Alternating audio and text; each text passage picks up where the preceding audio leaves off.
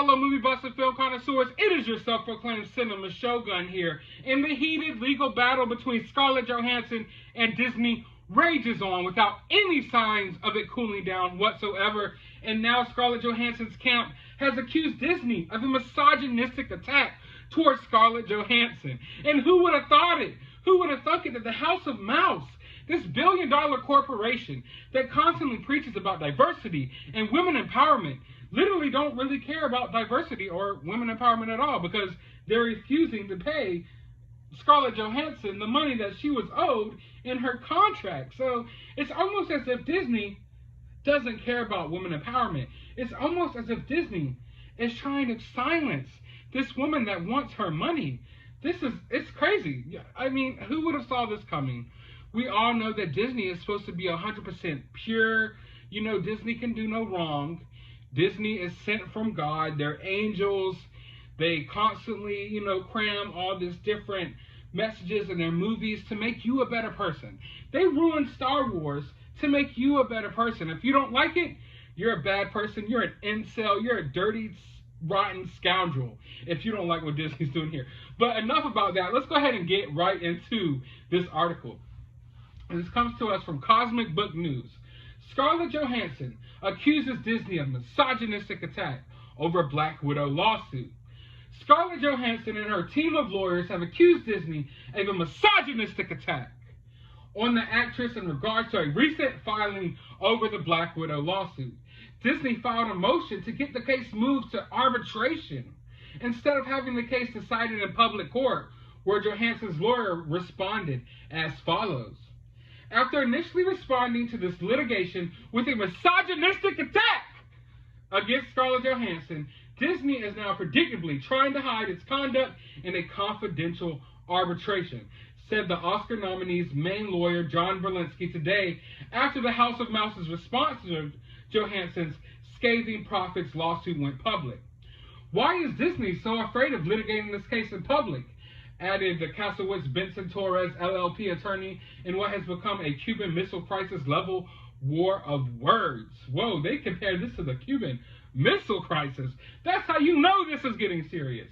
Now, because it knows that Marvel's promise to give Black Widow a typical theatrical release, like its other films, had everything to do with guaranteeing that Disney wouldn't cannibalize box office receipts in order to boost Disney Plus's subscriptions, Berlinski adds, as Disney insists Marvel's contract with Johansson provides for arbitration exactly in the event of a dispute like this one that erupted on July 29th. Yet that is exactly what happened, and we look forward to presenting the overwhelming evidence that proves it. Now, before I go any further into this article, I want to give you a couple of my thoughts and my opinions. To me, this looks like Disney is totally trying to hide this case.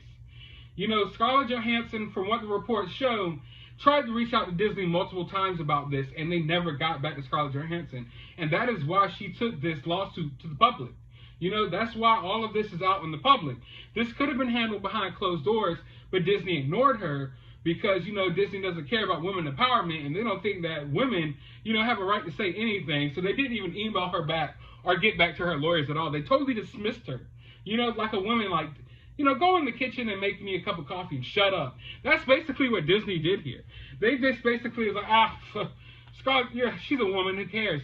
So, and it's weird to say because, like, whoa, this company that's ruined literally all their properties by cramming all this SJW messaging on their properties, don't even want to pay this woman, and it's really sad, but it's kind of like, we knew that they were these type of people anyway, so it doesn't come as a surprise. But Disney's trying to hide it from the public. They don't want this out there. They know that this will crumble their public image. And when I say it will crumble their public image, a couple of people will take note of it and feel some type of way about it, while the masses, the sheep, will baw right on past this news article, because most of the people that talk about women empowerment and all these different social justice messages don't really care about any of that. That's why you haven't seen any of these people step up in Scarlett Johansson's defense. I mean, all these people in Hollywood who constantly preach women empowerment, women empowerment, women empowerment, they go up and they get their Oscars or their Golden Globes or whatever freaking awards that they get, and they sit there and go on 20-minute rants about how we got to empower women. Yet not a single one of these people in Hollywood have stepped up to Scarlett Johansson's defense, because in reality they don't care about none of those messages that they put across to everyone else. They only care about the money, and they care about looking virtuous in front of other people. But when push comes to shove, now push is coming to shove now. Now is your chance to stand up and defend this woman who's being wronged by this billion-dollar company, and you're saying nothing because you know it will hurt your pockets. That's what's going on here. And Disney is trying to bury the story. But I'm not going to allow that to happen. I'm going to keep updating all of you on this story. But let's go further into this article, because it's not the last thing they said. Where exactly the misogyny comes in is unclear. But at issue is Scarlett Johansson's claiming that her contract says Black Widow can only be released in theaters, while Disney is arguing that the contract does not mandate an exclusive theatrical release. Although Marvel and Disney share Periwinkle's frustration with the challenges associated with releasing films during an ever-shifting public health crisis, Periwinkle's claims that Marvel breached the agreement and Disney induced that breach or otherwise interfered with the agreement have no merit. Last night's motion states, there is nothing in the agreement requiring that a wide theatrical release also be an exclusive theatrical release. The contract does not mandate theatrical distribution, let alone require that any such distribution be exclusive. It goes on to say, moreover, the contract expressly provides that any theatrical distribution obligations are satisfied by distribution on no less than 1,500 screens. And even though Black Widow's release coincides with a global public health crisis, Marvel made good on its promises. So basically what they're saying here, Marvel and Disney are basically trying to go into the fine print of these agreements and saying that they upheld their agreements. And I'm not a lawyer here, and I'm not sure about all the ins and outs of this case, and I'm not sure about all the fine prints that went on in this contract. I know the basic contract that most of these Marvel stars sign, and those contracts, basically align with what Scarlett Johansson is saying, that she was supposed to get some money on the back end from the release of Black Widow. But, I don't know, maybe there is somewhere in the fine prints that Disney can't find a way to fuck over the actresses and the stars of these movies. And that's probably what they're going to do here. I don't see necessarily Scarlett Johansson winning this case, even though I think Scarlett Johansson is in the right. Her money's not as long as Disney's, okay? Her lawyers are probably not as good as Disney's. And Disney's going to go through these contracts with a fine-tooth comb and find some type of wording in there. Some type of wording, some misleading wording as a way to beat this case somehow. That's what I feel like is going to happen. Because the way they're saying here is like, they're basically saying technically we did everything we were supposed to do. Even though technically they kind of didn't, but technically they kind of did. There's going to be some type of technicalities here. You better freaking believe it. So I think a lot of people are having a hard time deciding where to fall and what side to take when it comes to all this, because so far it's been like one woke attack after another. It's like which side could out woke each other.